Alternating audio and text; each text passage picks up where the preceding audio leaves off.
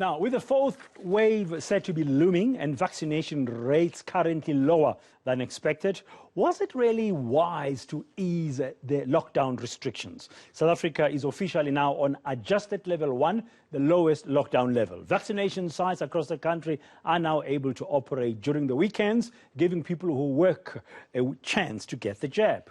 We're joined now by Professor Koleka Mlisana, who is a co-chairperson of the Ministerial Advisory Committee. Prof, good afternoon. Welcome to the Midday View. Thank you very much for talking to us. A very broad question first before we get into some of the nitty-gritty. Was it wise to ease the restrictions? Can we begin there? Good afternoon, Dan, and good afternoon to all the viewers. Was it okay to go to a lower level? The answer is yes. As we're all aware that we actually have seen a significant decline in the number of cases over the last few weeks, and this decline has been consistent. And we're now at a level where we are seeing around 1,000, sometimes, over the weekends it goes to even just over 500 new cases. We also have seen that the number of people who get to be hospitalized for COVID specifically has dropped as well. So has the number of deaths as well.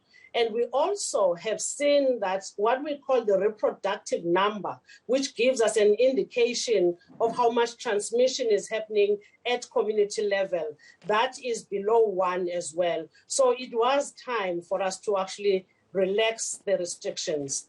Okay, let's take a look at other factors. Let's first up, top of mind, will be alcohol.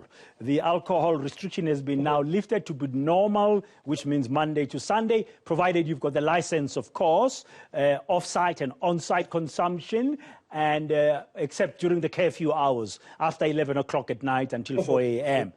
When we are told by the medical profession, yourselves, the experts, the scientists, about the impact of alcohol consumption on the hospitals in terms of trauma cases that rise, we are told that no, we can't. Currently, hospitalizations are low, but we are heading towards the end of the year where people want to celebrate more. Events now outdoor will be able to carry 2,000 people. And we in Zanzibar, when we get together and celebrate, we also enjoy a bit of a tipple. Was it also a good thing to do that kind of a relaxation now when there are fears there could be a fourth wave beginning of December? I think that the dilemma that we're all facing is that we understand that there still remains limited community transmission.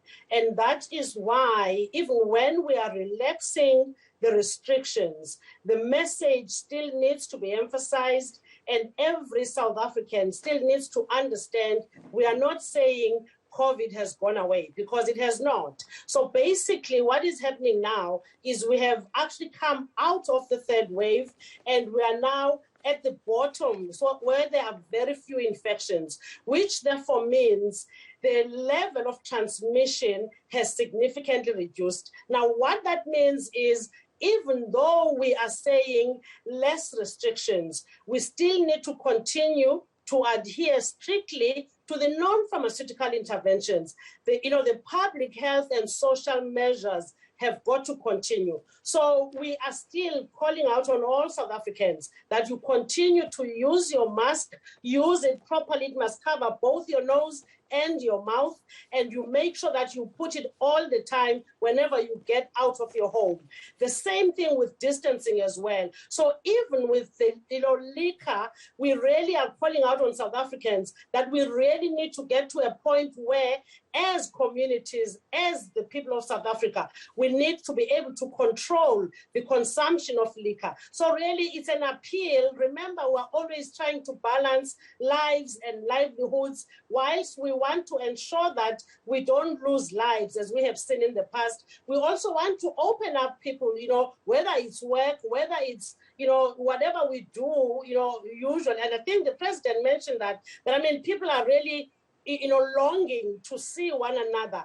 But at the same time, we're saying, let's do this responsibly. So even the liquor, it must be used responsibly. Otherwise, we're going to find ourselves with a shorter period to the next wave. So I really do want to encourage South Africans to say, now that we're off the wave, we don't know how much time we have before the next wave. We have been saying there's usually 3 to 4 months, breaks in between. We don't know if we're going to see the same thing. But I think at this moment, we have got enough information that we have gathered over these waves. One thing that we know, firstly, we cannot predict when the next wave is going to come through. Secondly, if it is not driven by a new variant, which is what we have seen previously, it should come to a population that really has been exposed to a lot of COVID-19 infections. And we therefore feel as scientists, there's a level of immunity that the communities have. Okay. Because if we're looking at our data, we are aware, if you're looking at the different studies that have been done to look at how much infections have occurred, how much immunity has been built, whether it's through natural infection or those that have been vaccinated, we're sitting at anything around 60%, which means there's a significant percentage of the community that has been exposed.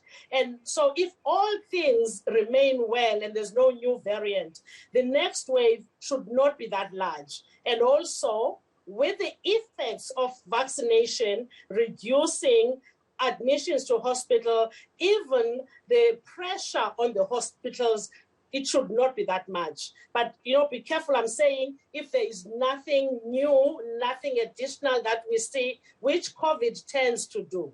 Yeah, so there's lots of unknowns and uncertainty, but things be as they are up to now. What informs you scientists to take us down to level 1 suggests that the fourth wave, things remaining what they are, should not be as hectic as the third wave. You mentioned that we need to behave responsibly in terms of the non-pharmaceutical interventions, the wearing of masks, the sanitization, the social distancing, respecting the restrictions in terms of numbers of people who congregate for various reasons, the gatherings, that's very important. But we are going into an electioneering period. Well, we are already in the electioneering period. Just yesterday, the IFP was launching its manifesto. Now, 2,000 people can gather, internally 750. What would your message be in relation to that, and what kind of role do you expect, one, from the political parties to ensure that people behave, voters behave accordingly, and two, from the liquor industry, is there a role that the industry itself can play, because they always cry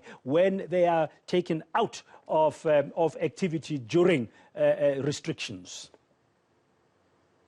You're spot on, Dan, because the restrictions are there, the regulations are there, but what often lacks is monitoring thereof and actually, consequences for those who do not, abide to those regulations. So if I can just start with, for instance, the liquor industry. As you correctly say, I think this is the time for the industry to show accountability, to show responsibility, where they are able to control their market. They are able to control those who sell liquor so that there is order.